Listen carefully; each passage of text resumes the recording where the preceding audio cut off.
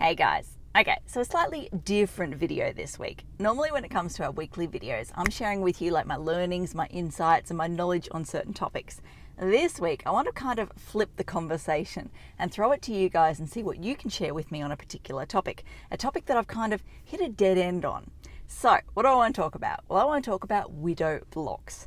If you don't know what widow blocks are, they're these things right here. Basically, triangle-shaped blocks. Now, way back when I worked in council, I was told a weird and wonderful story about these things. The story I was told basically said that they were created during the wartime, so in particular World War II. And essentially, they were created to stop the wives from selling the property out from underneath the husband's feet when they were overseas serving. So basically, the wife would get one triangle, the husband would get the other triangle. Now, this totally defies logic. Like, there is so many other ways you could go about it. Like, surely if you put both names on the title, both property owners need to consent to the sale and all of that sort of stuff. So it was one of those stories I was always told. I went, yeah, it kind of makes sense, but doesn't make sense at the same time. I'm just going to push that one to the side.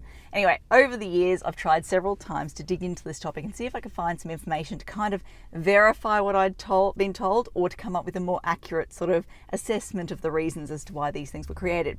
Each time I've tried to dive into it, I've just got absolutely nowhere. There is just no information on these things out there. Anyway, recently I decided, right, now's the time. I'm going to put in some decent effort here to find this.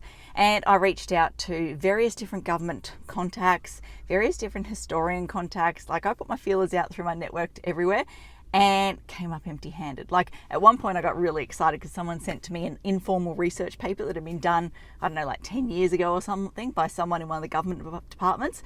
And I saw this and I was like, yes, someone's looked into this. Finally, I'm going to get my answer. And I dived into it, and it was a whole heap of, oh, someone thought this and someone said this. And it was a lot of stories along the lines of what I'd already been told.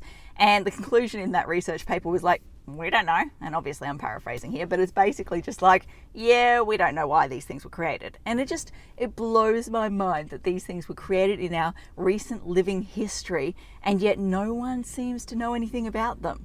So, like I said, I want to throw it to you guys this week and say, do you know anything about widow blocks? Do you know why they were created? Or do you know anyone else that might be able to help us solve the mystery? If so, I would love to hear from you.